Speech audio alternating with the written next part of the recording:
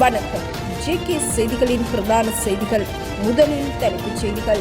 விளக்கமறியலில் வைக்கப்பட்டுள்ள முன்னாள் போலீஸ் மா அதிபர் தேசப்பந்து தென்னக்கோன் நிர்வாணமாக்கப்பட்டதாக அறிவிப்பு. இலங்கை விமானப்படைக்கு சொந்தமான விமானம் விபத்துக்குள்ளானதில் முற்றாக தீக்கிரை. கிராண்ட் பாஸ் துப்பாக்கிச் சூட்டு சம்பவம் தொடர்பில் இளம் பெண்ணொருவர் கைது. வேலையில்லா பட்டதாரிகளால் முன்னெடுக்கப்பட்ட ஆர்ப்பாட்டம் காரணமாக நாடாளுமன்றத்திற்கு முன் பதற்றம். இலங்கையில் சிக்கன்குனியா நோயாளர்களின் எண்ணிக்கையில் அதிகரிப்பு. வெலிகம துப்பாக்கிச் சூட்டு சம்பவம் தொடர்பில் மேலும் 6 சந்தேக நபர்கள் நீதிமன்றில் சரண்.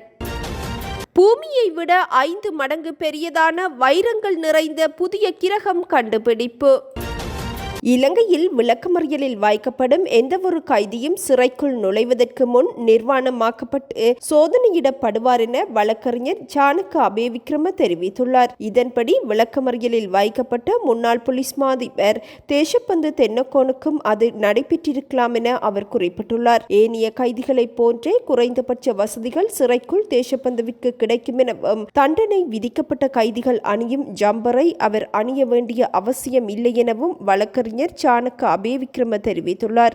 சிமெண்ட் தரையில் தூங்க வேண்டியிருக்கும் எனவும் மருத்துவர்களின் பரிந்துரையின் பேரில் பாய் அல்லது மெத்தை பெற முடியும் எனவும் அவர் குறிப்பிட்டுள்ளார். அத்துடன் வெளியில் இருந்து கொண்டு செல்லப்படும் உணவுகளை உண்ண முடியும் என்பதுடன் மருத்துவர்களின் பரிந்துரையின் பேரில் மருந்துகள் அல்லது பிற சுகாதார தேவைகள் கிடைக்கப்பெறும் எனவும் அறிவிக்கப்பட்டுள்ளது.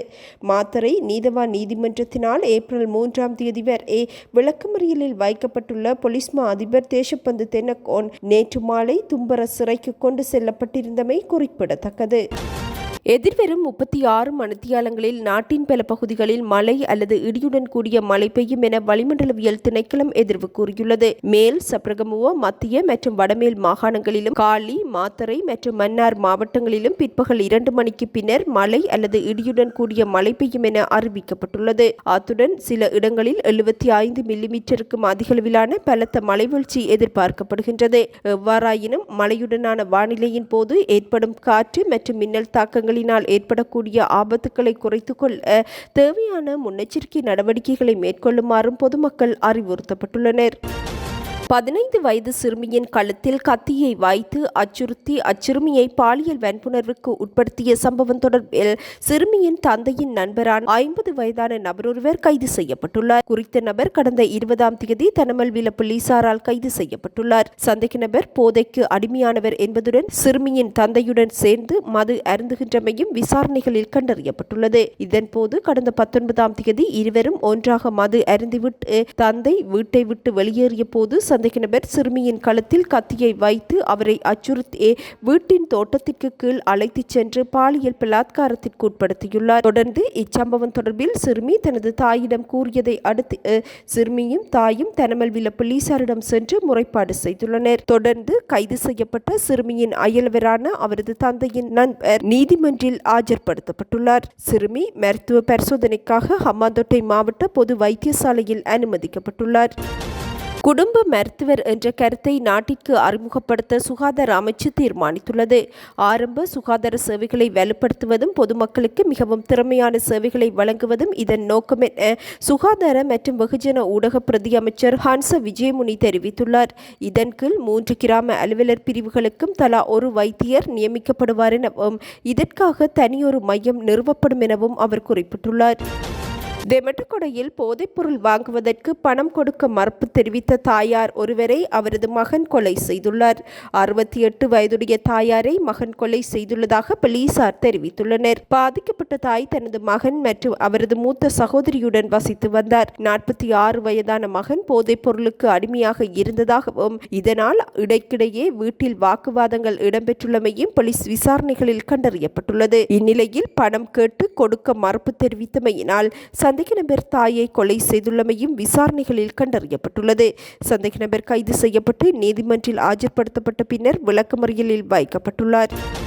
யாழ்ப்பாணம் மிருசுவில் பகுதியில் 8 தமிழர்களை படுகொலை செய்த குற்றச்சாட்டின் கீழ் மரண தண்டனை விதிக்கப்பட்டு பின்னர் முன்னாள் ஜனாதிபதி கோட்டாபய ராஜபக்சவினால் பொது மன்னிப்பு வழங்கப்பட்ட குற்றவாளி சுனில் ரத்நாயக்கவிற்கு உயர் நீதிமன்றம் வெளிநாட்டு பயண தடை விதித்துள்ளது. குற்றவாளியான சுனில் ரத்நாயக்கவிற்கு மார்ச் மாதம் 2020 ஜனாதிபதியாக பதவி வகித்த அப்போதைய ஜனாதிபதி கோட்டாபய ராஜபக்ச பொது மன்னிப்பு வழங்கியமைக்கு எதிராக தாக்கல் செய்யப்பட்ட மனுக்கள் மீதான விசாரணை பூர்த்தியாகியுள்ள நிலையில் நீதிமன்றம் இந்த உத்தரவை பிறப்பித்துள்ளது. கோட்டாபாய ராஜபக்ச வழங்கிய பொது மன்னிப்பிற்கு எதிராக மாற்றுக் கொள்கைகளுக்கான நிலையத்தின் நிறைவேற்று பணிப்பாளர் பாக்கியசோதி சரவணமுத்து நீதிமன்றில் மனு தாக்கல் செய்திருந்தார். மிருசுவிலில் இருந்து இடம்பெயர்ந்த 9 பேர் 2000 ஆண்டு டிசம்பர் மாதம் 19ஆம் தேதி தங்கள் வீடுகளை பார்ப்பதற்காக மீண்டும் மிருசுவில் பகுதிக்கு சென்றிருந்தனர். இவர்களுள் 11 வயதினரும் 5 வயது சிறுவனும் காணப்பட்டிருந்தார். இவர்கள் தங்கள் பகுதிக்கு திரும்பி வந்தபோது 2 இராணுவத்தினர் அவர்களின் கண்களை கட்டி மோசமாக தாக்கியிருந்தனர். ஒரு இளைஞன் அவர்களின் பிடியில் இருந்து தப்பியிருந்த போதிலும்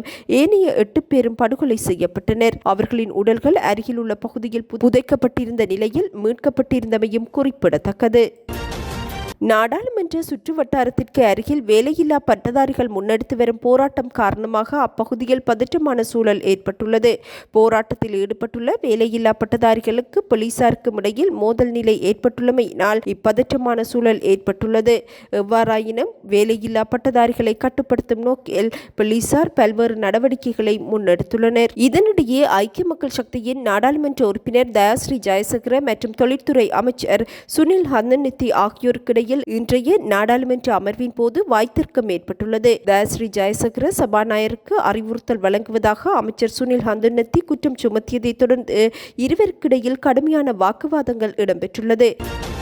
இலங்கை முழுவதும் சிக்கன்குனியா நோயாளர்களின் எண்ணிக்கை அண்மை காலத்தில் அதிகரித்து வருவதனால் அதன் அறிகுறிகள் குறித்து பொதுமக்கள் விழிப்புடன் இருக்க வேண்டும் என சுகாதார நிபுணர்கள் வலியுறுத்தியுள்ளனர். சுகாதார நிபுணர்களின் கூற்றுப்படி இந்நோய் பொதுவாக திடீரென அதிக காய்ச்சலுடன் ஏற்படுவதுடன் இதனால் கடுமையான மூட்டுவலி ஏற்படும் எனவும் சுகாதார நிபுணர்கள் தெரிவித்துள்ளனர். அத்துடன் இக்காய்ச்சலானது குறைந்தது 1 மாதத்திற்கு நீடிக்கும் எனவும் அறிவிக்கப்பட்டுள்ளது. தசைவலி, தலைவலி, குமட்டல், சோர்வு மற்றும் தோல் வெடிப்புகள் ஆகியவை இதன் பொதுவான அறிகுறிகளாகும்.